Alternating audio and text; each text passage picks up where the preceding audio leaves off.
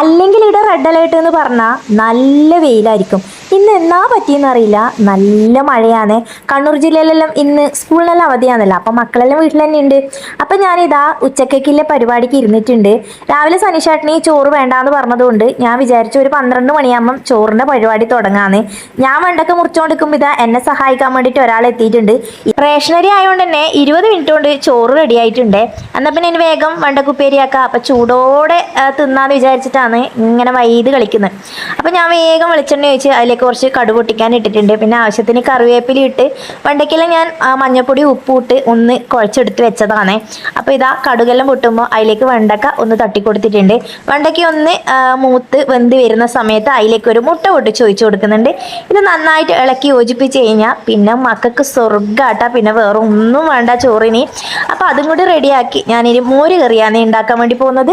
ഏറ്റവും എളുപ്പത്തിൽ പെട്ടെന്ന് ഉണ്ടാക്കാൻ വേണ്ടി പറ്റുന്ന ഒരു കറിയാണ് മോര് കറി. ഇനിയിപ്പോൾ ആരെങ്കിലും പെട്ടെന്ന് കയറി വന്നാൽ തട്ടിക്കൂട്ടി ഉണ്ടാക്കാൻ എനിക്കിഷ്ടം ഈ ഒരു കറിയാണ്. ഇതുണ്ടായാൽ മാത്രം മതി, നമുക്ക് എത്ര ചോറ് വേണമെങ്കിലും ഉണ്ടാക്കാം. ഇവിടെ എല്ലാവർക്കും മോര് കറി ഇഷ്ടമാണ്. അപ്പം ഞാൻ വിചാരിച്ച് ഏതായാലും ഇന്ന് മോര് കറി തന്നെ ആക്കാം, എളുപ്പത്തിലായല്ല. അപ്പോൾ ഈ ഒരു മിക്സിയുടെ ജാറിലേക്ക് ആവശ്യത്തിനുള്ള തേങ്ങ ഇട്ടിട്ടുണ്ട്. അതിലേക്ക് കുറച്ച് ജീരകവും ചേർത്ത് തൈരും കൂടി ചേർത്ത് കൊടുക്കുന്നുണ്ട്.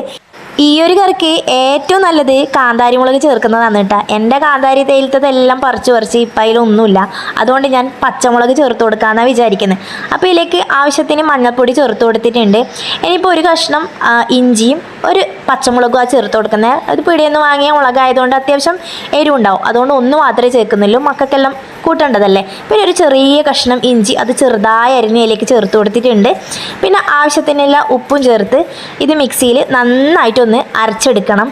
പിന്നെ നമുക്ക് ഇത് ആക്കിയെടുക്കുന്ന സമയത്ത് വേണമെങ്കിൽ വെള്ളം ചേർത്താൽ മതി, ചില സമയത്ത് വെള്ളം ചേർക്കേണ്ടി വരലില്ല കേട്ടോ. അപ്പോൾ ഞാനിത് മിക്സിയിൽ നന്നായിട്ടൊന്ന് അരച്ചെടുക്കട്ടെ.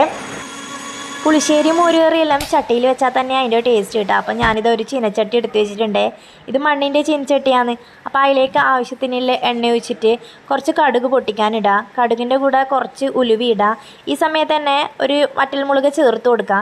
എൻ്റെ അടുക്ക വറ്റൽമുളക് ഇല്ല, അതുകൊണ്ട് ഞാൻ കുറച്ച് പറങ്കിപ്പൊടിയാണ് കടുക് പൊട്ടി വരുന്ന സമയത്ത് ചേർത്ത് കൊടുക്കുന്നത് കേട്ടോ. അപ്പോൾ കടുകിന് നന്നായിട്ട് പൊട്ടി വരട്ടെ. ഈ സമയത്ത് അരപ്പിൻ്റെ കട്ടി നോക്കിയിട്ട് കുറച്ച് വെള്ളം കൂടി ഞാൻ ഇതിലേക്ക് ചേർത്ത് കൊടുക്കുന്നുണ്ട് കേട്ടോ. അപ്പോഴേക്ക് ഇതാ കടുവെല്ലാം പൊട്ടി സെറ്റായിട്ടുണ്ട്. ഇനി അതിലേക്ക് കുറച്ച് കറിവേപ്പില ഇട്ട് കൊടുക്കാം. അപ്പോൾ അതും കൂടി ഇട്ട് നമ്മളെ അരച്ച് വെച്ചിട്ടുള്ള തൈരും തേങ്ങയും കൂടിയിട്ടുള്ളത് ഇതിലേക്ക് ഒഴിച്ചു കൊടുത്താൽ നമ്മളെ കറി ഏകദേശം സെറ്റാവും. ഒരുവിധം എല്ലാവരും ഉണ്ടാക്കുന്നൊരു കറി തന്നെയാണെന്ന് നിനക്കറിയാം, എന്നാലും ഞാനൊന്ന് പരിചയപ്പെടുത്തിയെന്ന് മാത്രം. അപ്പോൾ ഇതാക്കുന്നവരുണ്ടെങ്കിൽ ഒന്ന് കമൻറ്റ് ചെയ്യണേ. ഓരോരാളെ റെസിപ്പിയിലും വ്യത്യാസം ഉണ്ടാവും. ചിലവർ ഉള്ളി തക്കാളി ഇതെല്ലാം